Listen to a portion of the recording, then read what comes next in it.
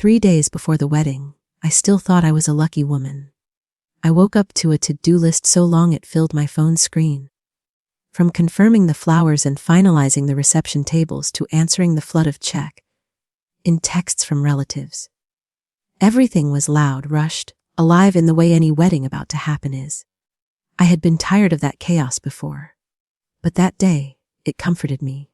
It made me feel like my life had finally settled into something steady, after years of fighting to build a home, to find a decent man, to be surrounded by a family that felt whole.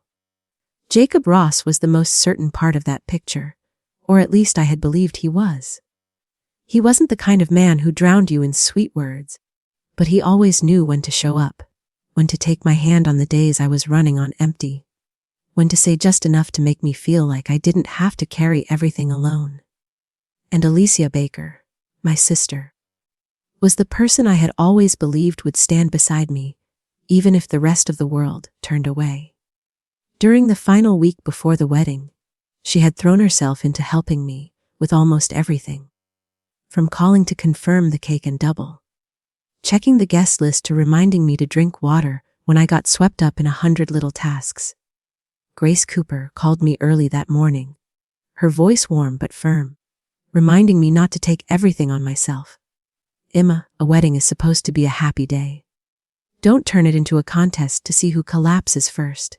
I laughed, promised I would rest. Then went right back to answering another dozen messages. Alicia came into the kitchen after that and set a cup of coffee in front of me, looking at me with nothing but concern. "You just need to be the bride," she said.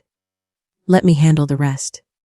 If anyone had asked me then who I trusted most, I would have answered without hesitation Jacob and Alicia. Maybe that was why I didn't see the first warning signs when they appeared. Jacob started taking longer to reply to my messages. Not so long that it was obvious. Just enough to make me look at the screen one more time and tell myself he was probably busy. When we were together, he was still gentle, still asked whether I had eaten, whether I was sleeping. But something in his eyes had changed. Every time I mentioned Alicia, or said she had helped me with one thing or another, he would go quiet for a beat before shifting the conversation somewhere else. It wasn't a long silence, but it was enough to throw something off inside me. I really started paying attention one afternoon when his phone lit up on the table. I'm not someone who checks other people's phones. I only happened to glance over and see Alicia's name on the screen, along with a message too short to be called clear, but far too strange to pass as normal. Don't let her get suspicious right now. I went still for a few seconds. If it had been someone else, maybe I would have brushed it off. If it had been something else, maybe I would have rushed to find some decent explanation for both of them. But what did right now mean? And why was my sister texting my fiancé in that careful, secretive way? I asked Jacob lightly, trying to keep my voice as normal as possible. "What does Alicia want?" He picked up his phone faster than usual, glanced at the screen, then turned it face down. "Wedding stuff." What kind of wedding stuff that she not say to me? Jacob pulled out a chair and sat across from me, the smile on his mouth still the same reassuring one he always used. But his eyes wouldn't meet mine. "Emma, you're too stressed. You're overthinking everything." That answer didn't reassure me. It chilled me. That same evening, Alicia came over to my house to go over a few last things for the ceremony. She rattled off a plan to switch the flower placement and adjust the order of guest arrivals, including a private detail that only Jacob and I had talked about in the car earlier. I remembered it clearly because it had been a last-minute change, and I hadn't told anyone else. When I asked her how she knew, Alicia only shrugged and smiled easily. "I just guessed. You've always liked everything neat and organized." I looked at her, and for the first time, that smile felt fake in a way that made my skin crawl. I still didn't have proof to accuse anyone of anything. All I had was the growing sense that something was moving underneath my feet, and I was the last person to know it existed. Then, the moment that truly made my heart drop came the next morning.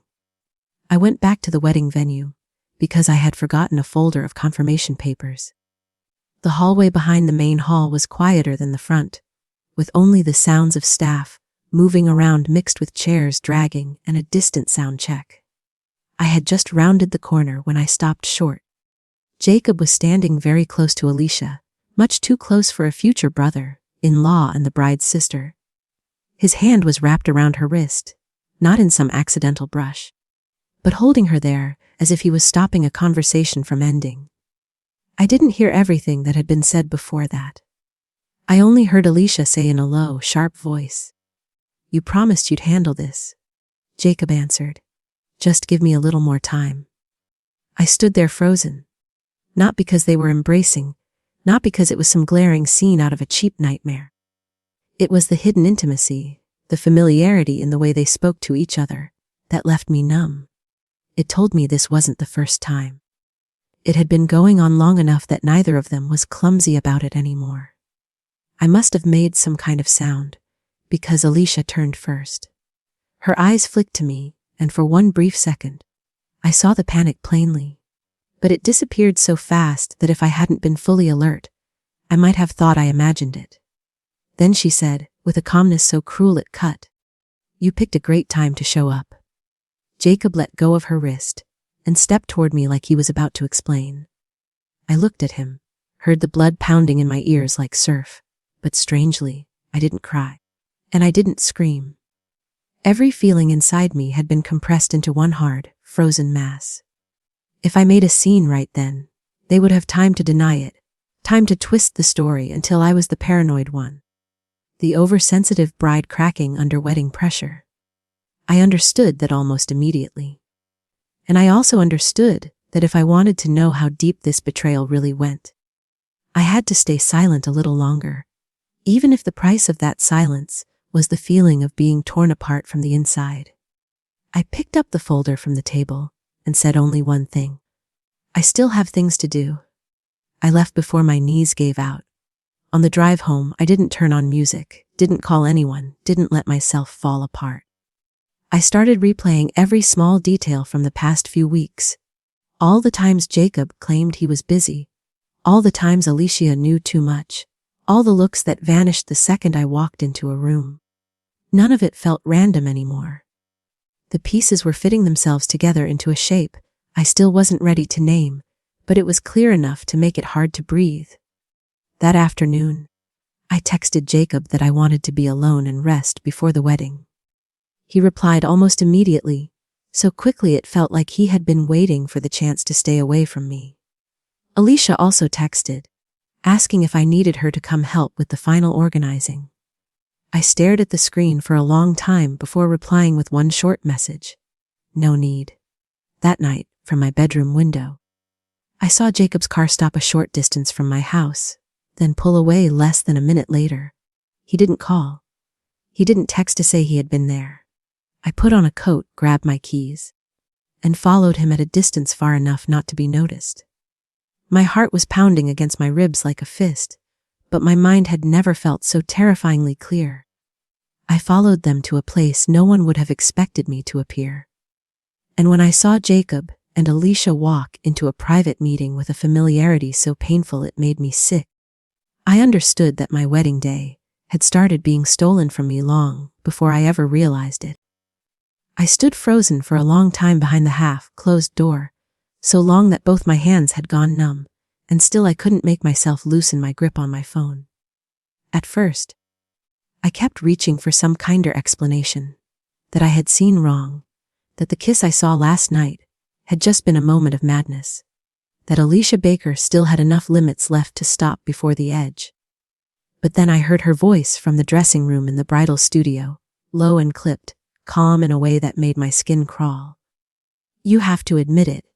If this wedding goes ahead the way it's planned, Emma is still the one who benefits most. Both families are already in place, and everything's been prepared. Only one thing should be different. The person standing next to you should be me." Jacob Ross didn't answer right away. I leaned closer, my heart pounding like something was crushing it inside my chest. "I just don't want everything to blow up right now," he said, his voice tired, as if he were the victim here. "The wedding is in 3 days. The invitations have already gone out. We've received almost all the gifts, and both families' reputations are tied up in this. If Emma finds out now, she'll destroy everything." Alicia gave a soft laugh. That sound sent a cold line straight down my spine. Emma always gets chosen first. The prettier dress, more praise, and an easier life. This time, I'm not standing behind her. That was when I understood the worst part wasn't Jacob betraying me. What made me sick was hearing them talk about my life, like it was a performance slot, a role where you could simply swap out the woman standing in it, if the calculation made sense. I was no longer the bride in my own story. I had been reduced to an obstacle, a complication that needed to be handled neatly. I walked straight in before I could think twice. Alicia spun around. Jacob went still, but only for a beat. What chilled me was that neither of them looked nearly ashamed enough. "Say that again," I heard myself say, my voice thin but sharp as a blade. "Do you want to take my fiancé too? Or do you want to take my whole life while you're at it?" Alicia folded her arms, meeting my eyes without flinching. "Don't act like everything in this world was always yours. Jacob stayed with you because it was convenient. With me, he's actually understood." I laughed, a dry sound so harsh even I barely recognized it. Understood each other well enough to plan stealing my wedding. Stealing. Alicia curled her lip. "If something can be taken that easily, then maybe it was never really yours." That hit harder than a slap. After all these years as sisters, what had been simmering inside her had never been love. It was envy, fed and raised by comparisons, family dinners, careless compliments. I used to think Alicia was only cruel when she was angry. I was wrong. She had waited for this day long enough to say that without even trembling. I turned to Jacob. "You tell me. Just once. Look me in the eye and tell me clearly. Since when have you been cheating on me?" Jacob let out a sigh as if I were the one making his life difficult. "Emma, you're under too much stress. This wedding has had you losing sleep for weeks. You heard a few lines and turned them into something bigger than they really is." I stared at him, unable to believe anyone could be that shameless. "I turned it into something. I saw you kissing my sister." "That was a mistake," he shot back. "Everything got pushed too far because everyone's under pressure. You don't need to turn it into a disaster." Right then, Grace Cooper walked past, heard the arguing, and stepped inside. She didn't understand the full situation yet, but her first instinct was still to put out the fire. "Emma, calm down. Whatever this is, talk about it after the wedding. Don't make a scene right now. Make a scene." I was the one being betrayed, replaced, and lied to inside my own family. And the thing everyone feared most was that I would embarrass them. I looked at each of them in turn, and suddenly I felt something in me stop wanting to cry.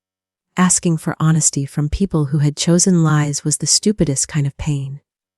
If I screamed now, they would deny it, reframe it, drag in more people to say I was too sensitive, out of control, obsessed because of the wedding.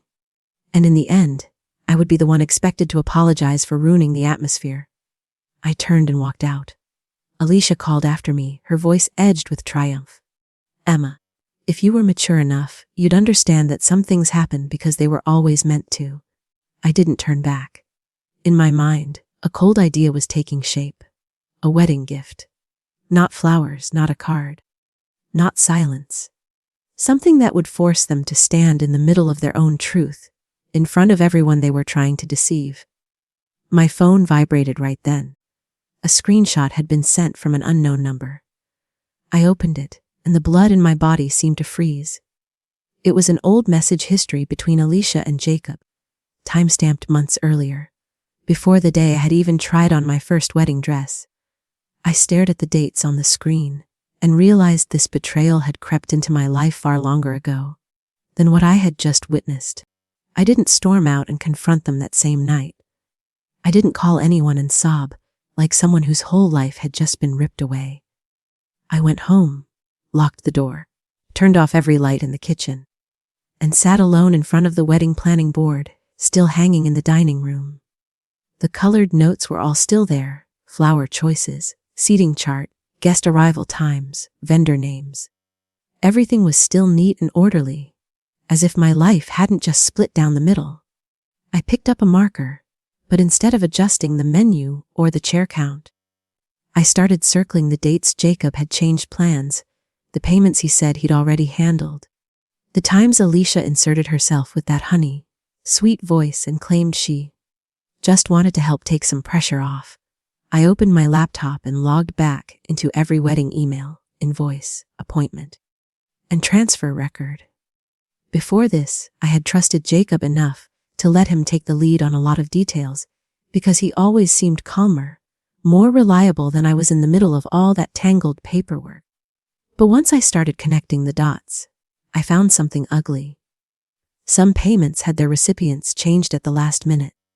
A few wedding gifts from my family's business contacts had been redirected to Jacob's office instead of our home, even though we had already agreed otherwise. One menu tasting that was supposed to be just him and me had later been changed to 3 people.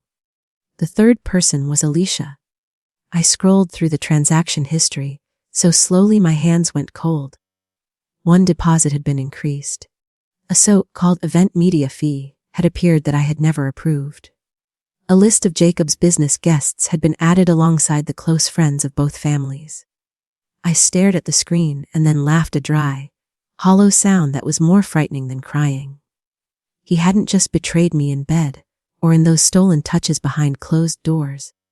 He had used this wedding as a platform to elevate himself, used my family name like a passkey, and used my trust to polish his image in front of people he knew could help him climb higher.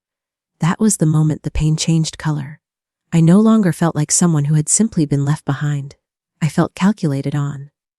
I texted Anna Lewis first. Anna was the kind of person who would never comfort you with pretty words when the truth needed exposing. Less than 10 minutes later, she called me back. I told her the short version, just enough for Anna to go quiet for a few seconds before exhaling and saying, "Emma, I've been waiting for the day you finally looked this in the eye.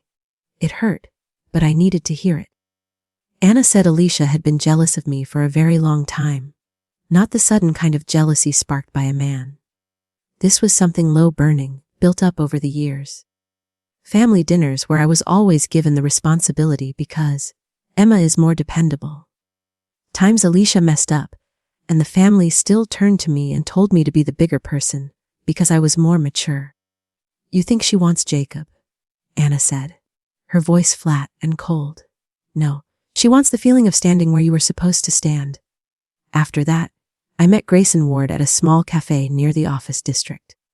Grayson worked in event management and knew Jacob through a few mutual contacts, so I needed someone who could confirm things with his own eyes, not with emotion. He didn't waste time. He said he had seen Jacob and Alicia together almost 2 months ago at a restaurant outside downtown, on the exact night Jacob told me he had to meet a client. "I don't like getting into people's private business," Grayson said, looking straight at me, but the way they acted didn't look like a future brother-in-law and sister-in-law. It looked like 2 people who were already far too familiar with each other. I sat there in silence, listening as each piece locked into place, with a sound as sharp as breaking glass. When had Jacob started pulling away? When had Alicia started sinking herself so deeply into the wedding? How had all those offers of, "Let me handle that for you," really worked their way into my life? This was no longer some stupid affair born out of weakness. This was a calculated takeover of space in my wedding plans, of decision-making, of my family's trust, and finally, of my place as the bride. But the final blow came from a set of documents I found in the scanned contract confirmation files. There was a financial addendum approving a service package change and a change in primary contact. The signature wasn't mine, and it wasn't Jacob's either. It was Grace Cooper's. I stared at that name for a long time, until my eyes started to burn.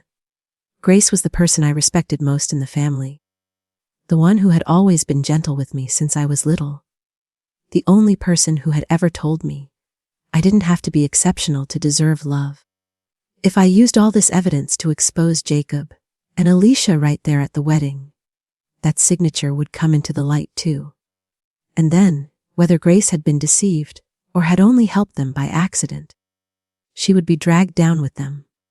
I closed the laptop and rested both hands on top of it, my heart pounding heavy as falling stone. I had what I needed to shatter every mask in that room. The question was whether I was willing to drag someone I loved over the edge with them. The next morning, I didn't go to my mother, and I didn't call Anna Lewis, even though she had been texting me all night. I needed someone clear-headed enough not to pity me in that way that pushes you to blow everything up, just for the satisfaction of it. The first person who came to mind was Grace Cooper, my mother's old friend, and the only adult around me who had never looked at Alicia Baker with indulgent eyes. She had said one very short sentence to me at the engagement party, when Alicia was clinging to Jacob's arm and smiling with too much intimacy. Some people don't want to be loved, they just want to win. Back then, I thought she was harsh. Now I understood that maybe the only harsh person was also the only one who had seen things clearly. I drove to her little flower shop at the end of the street. Grace Cooper was trimming the wilted leaves off a bundle of hydrangeas, her movements slow and exact. She looked up at me and didn't ask a single unnecessary question. One look at my face was enough. She set down the shears and said, "You finally came." I sat across from her for over an hour, telling her almost everything I knew: the kiss behind the half-closed door, the deleted messages, the missing money. The way Alicia had slowly inserted herself into everything, as if this wedding had been waiting all along for her to step into my place. I thought that once I said it out loud, I would break down and cry. But strangely, I didn't. My voice was steady, so steady that even I found it unfamiliar. Grace listened to all of it without interrupting. She only pushed a cup of hot tea toward me and said very softly, "You're hurting because you were betrayed. Alicia did this because she's starving for something else." I looked at her. She tilted her head, her gaze so calm it was almost cold. There are people who cannot stand the feeling that someone else has a more stable life than they do. They don't want to build a home of their own. They want to walk into someone else's home, sit down in someone else's place, and watch the owner get pushed outside. Jacob is just the excuse. What Alicia has always wanted was never that man. It was the feeling of stealing something that belonged to you. The words went into me like a thin blade. Painful, but precise. In my mind, every small thing from the past several years came back at once. I chose a graduation dress, and Alicia bought one almost exactly like it. My first job finally became steady, and suddenly she announced she was applying in the same field. Even the apartment I managed to rent at a good price had made her toss out that half-joking, half-serious line. "How do you always get there one step before me?" I had called it sibling rivalry, childishness she hadn't outgrown. I had been wrong. None of it was accidental. It was a habit of living by placing herself exactly where someone else already stood. I clenched my hands, my throat burning. So what should I do? Call off the wedding right now? Grace shook her head immediately. "If you make a scene now, you lose." She spoke very slowly, every word like a nail being driven into the table. "Alicia and Jacob are relying on something filthy, but effective image. All they have to do is look a little remorseful and say it happened because of feelings they couldn't help, that you found out and flew into a rage, ruined the wedding, threw both families into chaos. Then you become the bitter one. And they get to wear the clothes of victims." I bit my lip hard enough to taste blood. I hated that she was right. I hated having to sit still while every cell in my body wanted to rip everything apart. But the more I thought about it, the more I understood that if I threw my pain out too soon, they would use it as proof that I was out of control. And then the truth would no longer be the center of the story. I would become the story, and they would become the ones people pitied. Grace looked straight at me. "Do you want to win with screaming, or do you want to win with the truth?" I lifted my head. For the first time in 3 days, I felt like my mind was no longer being held underwater. "I want them standing in the middle of a room full of people with nowhere left to hide." She nodded, as if that was the exact answer she had been waiting for. From that moment on, everything began to take shape. I did not cancel the wedding. I did not confront anyone. On the surface, I was still Emma Hughes, the bride finishing the last details for the big day.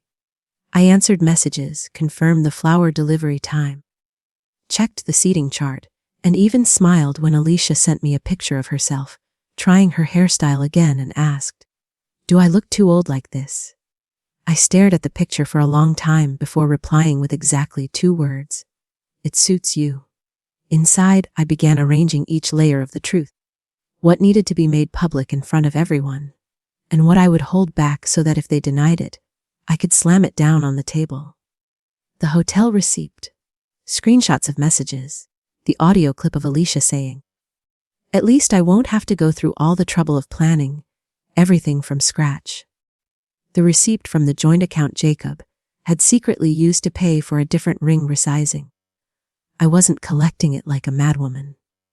I was organizing it like someone reconstructing the scene of a robbery committed by thieves who thought they were too clever to ever get caught. Then the wedding gift came to me almost fully formed. A beautifully wrapped box, placed exactly where everyone would assume it was the bride's final gesture of blessing. Inside would be no ribbon, no crystal. Inside would be copies of everything they wanted to keep hidden, along with one object so symbolic it bordered on cruel. My grandmother's pearl earrings, the very thing Alicia had begged to borrow for the engagement party, and that I had refused because they were a family heirloom, I planned to wear on my wedding day. She had never wanted them because they were beautiful. She wanted them because they were mine. This time I would place them in the box with my own hands, not as a gift, but as a reminder. There are things she might snatch on the surface, but their origin would never belong to her. Late that afternoon, I had just walked out of the print shop when I saw Jacob leaning against my car. He wasn't smiling the way he usually did. His eyes lingered on my face longer than normal, as if he were trying to read a line that had only just appeared there, something that had never been there before. I walked toward him, still holding the paper bag with the printed copies inside, my expression so calm that even I found it strange. Jacob spoke in a very light voice, almost casual. "You've been awfully quiet lately, Emma. What are you hiding from me?" In that exact moment, I understood one thing: he had started to smell danger. And from now on, I would not be the only one hunting for the truth about them. Jacob had started hunting too, trying to figure out what I was holding in my hands. After meeting Grace Cooper and locking down the basic shape of the plan with Grayson Ward, I stepped into the strangest days of my life. On the outside, the wedding schedule kept moving like a machine no one dared stop. My phone lit up nonstop with messages from relatives, vendors, friends asking about timing, confirming seats, reminding me to rest and save my strength for the big day. On the inside, I felt like I was standing inside a cage built from 2 words: appearances. It had no bars, but every sentence from my family became another lock. My mother sat across from me at the kitchen table, sounding more tired than angry. She said, "Emma, one thing at a time. Get through the wedding first. Then deal with the rest. Don't make this bigger right now." Hudson Parker called too. He wasn't exactly defending Jacob Ross, but he spoke with that familiar logic people use when they fear disruption more than wrongdoing, saying this family could not survive more scandal right before the wedding. Some people even advised me to stay quiet and let it pass, because if the ceremony was canceled now, I would still be the first one everyone talked about. I listened to all of it without interrupting, without crying anymore. What chilled me wasn't cruelty. It was how used they were to asking the wounded person to behave in whatever way made everyone else comfortable. I was so alone that at times I laughed. I was the one who had been betrayed, yet everyone spoke to me as if keeping this house peaceful was my responsibility. Alicia Baker moved back and forth through the house with the busy air of a woman helping build her younger sister's happiness. She asked about flowers, about the cake, about the seating chart.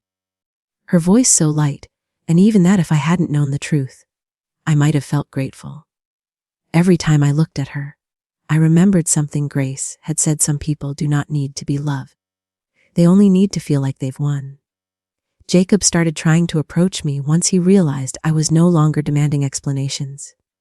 He stopped me behind my mother's house, standing just close enough to seem intimate, just far enough that if anyone saw us, it would still look like a decent conversation.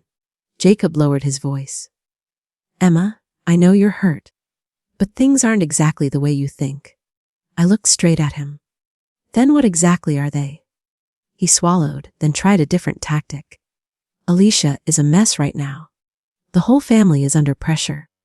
I just want to keep things from falling apart any further." I replied, "That sounds very nice when you say it. Almost like you weren't the one who broke it." Jacob went quiet for a few seconds, his eyes turning watchful. I understood that he was measuring how much I knew. Before, all it took was for him to take my hand and sigh, and I would soften. Now all I saw was a man trying to patch his image back together with sentences that were half confession and half denial.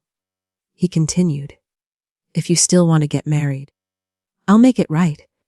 I let out a small laugh. "There is nothing left for you to make right with me." For the first time, Jacob looked genuinely unsure of himself. My silence frightened him more than any outburst could have. That night I locked my bedroom door and spread all the evidence across the table in the exact order Grayson and I had agreed on.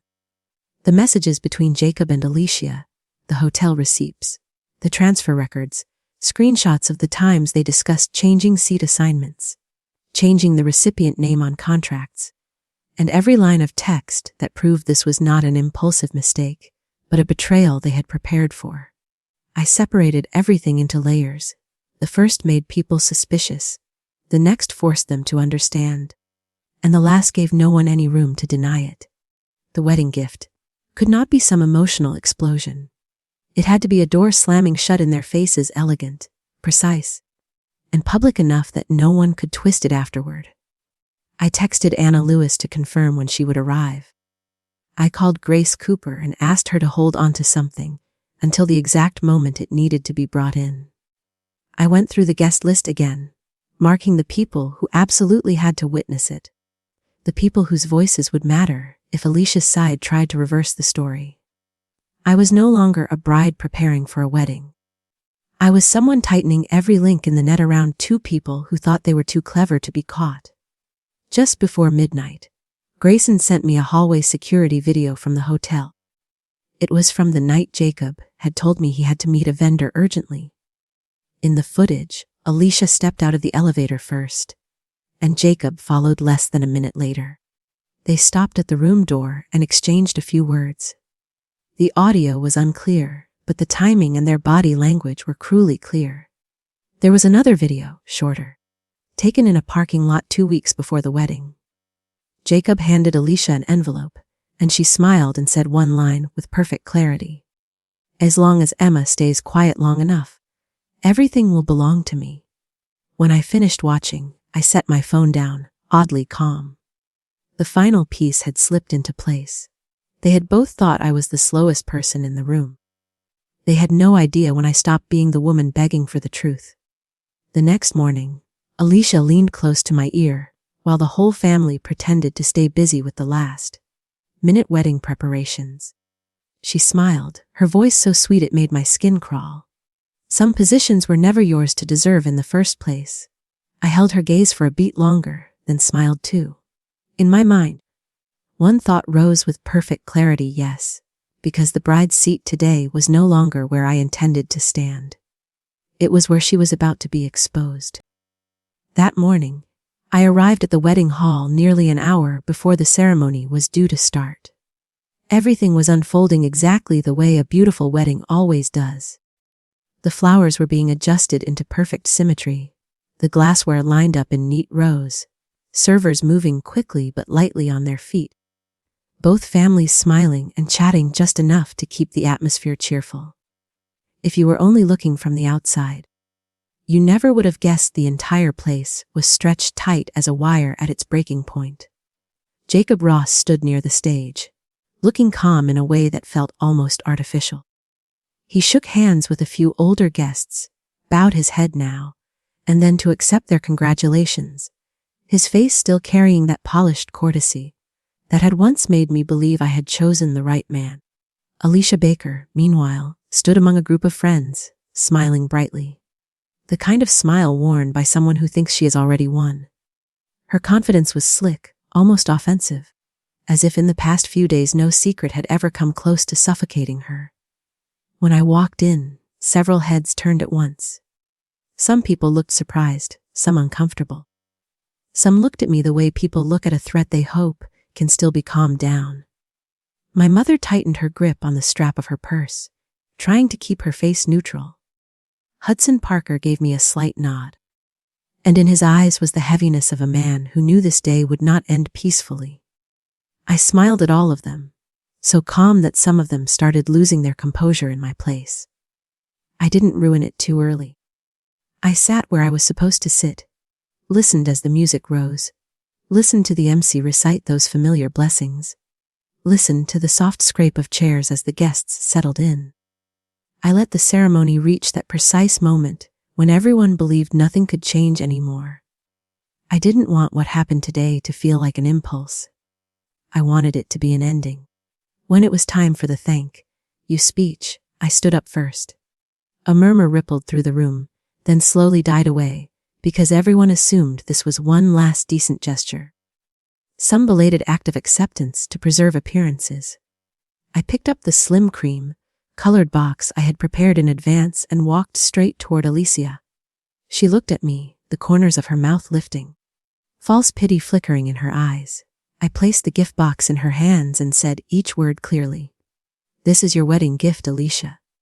I prepared it very carefully, because I think a day like today deserves the full truth.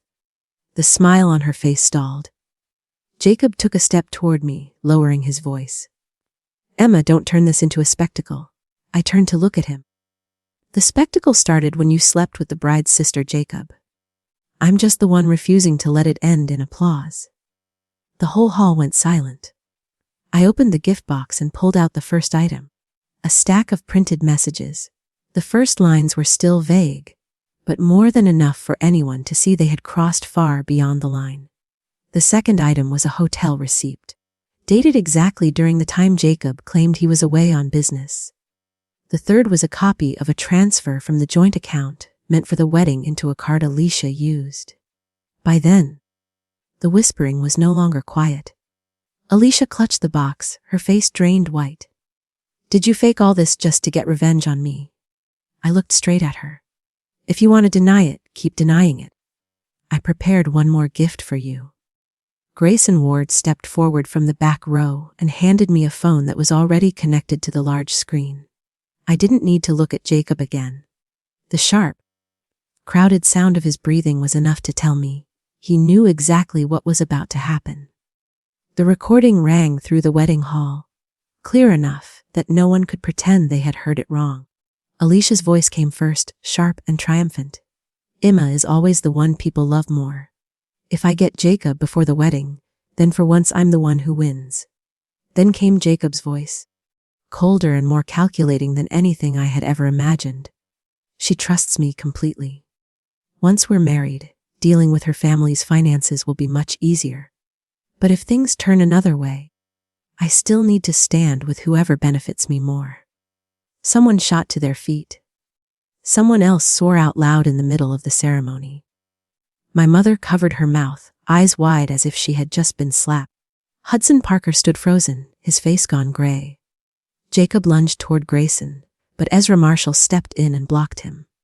Anna Lewis rose then too, her voice trembling but unwavering, confirming that she was the one who had seen Alicia enter a hotel with Jacob weeks earlier, and that she had stayed silent too long, only because she had been afraid of hurting me. Alicia screamed that everyone was conspiring to destroy her. Jacob spun around and blamed Alicia, saying she had been the one to make the first move. The two of them tore into each other right there in the place where they had meant to use vows to hide betrayal. I stood in the middle of that chaos and felt strangely calm. This was no longer about whether anyone believed me. The truth was standing on its own now. I thought that would be enough until Grace Cooper slowly stepped out from the last row. She didn't look at Jacob. She didn't look at Alicia either. She looked straight at my mother, her voice low enough to chill the room. It's time. You should say it yourself. Or should I be the one to say this isn't the first time Alicia has stolen something that belonged to Emma, and that you've been covering for her since they were little? The entire hall went dead silent. For a few seconds, heavy as stone, I turned to my mother, and for the first time in my life, what I saw on her face was neither favoritism nor evasion, but the fear of a secret buried too long finally forcing its way to the surface. After that video, it felt as if someone had ripped the glossy finish right off the entire room. Whispers rose in waves, colliding into a chaotic, grating hum that made my head pound. I stood in what was supposed to have been my wedding and watched Alicia Baker walk straight toward me, her face flushed red, her eyes practically throwing sparks. She couldn't even hold on to her fake sweetness anymore. Alicia stopped in front of me and gave a short, bitter laugh, her voice high and sharp enough for everyone to hear. So you finally got what you wanted, Emma. You always have to be the one people love, the one they notice, the one standing in the middle of the room. Even today, you couldn't let anyone else have one day that was theirs. I looked her straight in the eye. In that moment, I understood this had never been only about Jacob Ross. This was ash that had been smoldering for years, just waiting for one spark to catch. I spoke slowly, clearly. You slept with my fiancé, and then planned to walk into my wedding and take my place as the bride. Is that what you call one day that was yours? Alicia laughed, but it came out warped with bitterness. Then she started dragging up pieces of the past like she was throwing knives. She said that ever since we were children, I was always the one praised for being better behaved, smarter, more graceful. She said every mistake I made was forgiven, while she was scolded over every little thing. She said that in that house, I was the pride of the family, and she was only ever mentioned when someone needed a comparison. Every word she spoke was an old wound dug open in front of a crowd. I let her finish. Then I stepped closer, close enough that she couldn't avoid my eyes. I'm not denying that you were hurt, I said, and my voice was so cold it startled even me. But being hurt does not give you the right to betray me. Being compared does not turn your deliberate attempt to steal my fiancé into something tragic. You are not the victim in this, Alicia. You're the one who made the choice. She froze for a beat, then pointed sharply at Jacob, as if she wanted to drag him down with her. You told me you didn't love her anymore. You said you were only marrying Emma because everything had already gone too far. That was the moment Jacob finally showed who he really was. He stopped trying to sound calm. His face darkened, his eyes turning cold with anger. He looked at me as though I were the one who had ruined his life, not himself. Satisfied now, Emma? You've destroyed everything just to prove you were right. Do you have any idea what you've done? Look how many people are watching. Everything I built has turned into a joke. The moment I heard that, the last thing I still had left in me for him went out completely. Not because he had betrayed me, but because even now, what he regretted most was the damage to his image, not what he had done to me. Yes, I said. I do. I just stopped myself from marrying a man who only knows how to love himself. Jacob clenched his jaw, ready to keep going, but an older voice, firm and unshakable, cut through everything. That's enough. Grace Cooper stepped out from the front row. She didn't raise her voice, but the hall fell silent almost immediately. She looked at Alicia first, then at Jacob, and finally at me. There is something that needs to be said today, because the silence of the adults has already ruined far too much. My hands tightened until they hurt. Grace let out a heavy sigh. Her voice carried the weight of years. She said that Alicia had always been the child whose emotions were left unattended for too long. Not because I was more perfect, but because the adults in the family had been too permissive with her anger. Every time Alicia did something wrong, people soothed her, because they were afraid she would spiral even further. Every time I was hurt, people told me to give in a little because I was the understanding one. The whole family had raised something terribly warped, turning my endurance into an obligation and Alicia's selfishness into something that needed to be protected. Hudson Parker slowly rose to his feet too. He looked straight at Jacob. And I gave you the chance to tell the truth before you walked in here. You chose to lie until the very end, because you needed this family, this relationship, this image. You never loved Emma the way a decent man should. No one had any room left to deny anything. I looked around the room, and for the first time, saw clearly who was avoiding my eyes, who was ashamed, and who was truly hurting for me. Family was no longer just the people bound to you by blood, who stood by each other at any cost. Family was the people willing to tell the truth, even when it made them look bad. I took off my ring and set it on a nearby table. The sound was soft, but to me it was like a door closing behind me. I turned to Alicia, my voice calm to the point of cruelty. From today on, I am no longer carrying the burden of being the understanding one for you. Then I looked at Jacob. And you are nothing to me anymore. I walked out of the wedding hall, leaving behind the shouting, the arguing, the sound of a crowd that had just lost its excuse to keep pretending. By the time I reached the corridor, Grayson Ward caught up with me. He didn't say much. He just handed me a thin envelope. He said Grace had asked him to hold on to it, and told him to give it to me only when everything was truly over. I opened the envelope with fingers that were still trembling. Inside was a small card, written in Grace's slanted, steady hand. Emma, losing this wedding does not mean losing your worth. When I finished reading, I stopped cold in the empty hallway. Behind the card, there was one more note. Even shorter, and it made my heart slam, so hard it caught in my throat. And there is one final truth about your mother that you need to know. It was only after that day that I understood a ruined wedding doesn't end when the guests go home. It keeps going in the phone that won't stop vibrating, in the messages that sound half concerned and half curious, in the looks from people who don't know whether to pity you or avoid you. Some people called me just to hear more details, as if my pain were an interesting story to repeat over dinner. Others sent one very short text, "Are you okay?" and left it there, which was enough to tell me they were sincere. It was only after everything blew apart that I saw every relationship around me more clearly than ever. Anna Lewis was the first person to come to my apartment without asking whether I wanted to go over the whole story again. She just brought hot food, sat down beside me, and said, "If all you want to do today is sit here in silence, I'll sit here with you." Grace Cooper called me every night for a week, her voice slow and steady, never taking sides, never lecturing me about being strong. She just reminded me to eat, to sleep, and not to feel ashamed for trusting the wrong people. Hudson Parker handled the rest of the practical chaos, helping me deal with the venue, sort out the refunds that could be recovered, and cut through the remaining paperwork, tying me to that disaster. Their kindness wasn't loud, but it was what kept me from falling any further. In those first few days, I still woke up feeling like there was a rock pressing on my chest. I felt humiliated. I felt angry. I felt stupid for not seeing it sooner.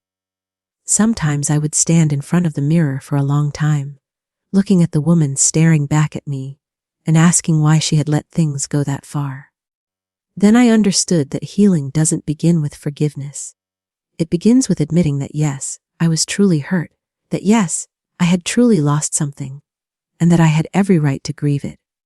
Once I was calmer, I looked back at the wedding gift I had left behind. Its value was never in humiliating Alicia Baker and Jacob Ross in front of a crowd. If it had only been revenge, that satisfaction would have passed quickly, and I would still be trapped in the same mud. What really mattered was that the truth had finally appeared under its real name. Betrayal was betrayal. Lies were lies. I was no longer standing there as the bride whose place had been stolen. And I was no longer forcing myself to protect the appearance of a story that had already rotted from the inside. I was the person who stopped in time, before that lie became my whole life. As for Alicia and Jacob, I didn't need to keep track of how much they lost after that fall. I only knew that some of Jacob's contracts were pulled, and some of his business relationships began to keep their distance. Alicia no longer received the same easy protection from the people who had always defended her out of habit. In the family, Some people stopped calling me the one who made everything into a bigger drama than it was. They didn't apologize with beautiful words, but something in their eyes had changed. For me, that was enough. Real consequences last longer than any dramatic punishment ever could. I didn't walk away from that wedding with some glorious victory. I walked away like someone who had just made it through a mental landslide. My clothes no longer clean, my heart no longer whole, but with my legs still under me. I started over with the smallest things. I changed my number for certain people, cleaned up my home, went back to work, and learned to trust that first feeling of unease in myself instead of talking myself into enduring more. I set boundaries with my family, with late apologies, and even with the memories that kept trying to drag me back to the same place. I still keep in touch with Anna, with Grace, with Hudson. They remind me that after an illusion collapses, real kindness still exists in ordinary life. I'm not calling this new chapter happiness yet, and I don't need to call it love either. Right now, peace and self-possession are already a beautiful beginning. I used to think I had lost the best future of my life on the day that wedding fell apart. But no. What I lost was only the wrong future. And when I stepped out of those ashes, I realized the most valuable thing I had was still intact in my hands: my self-respect and my ability to believe in myself again.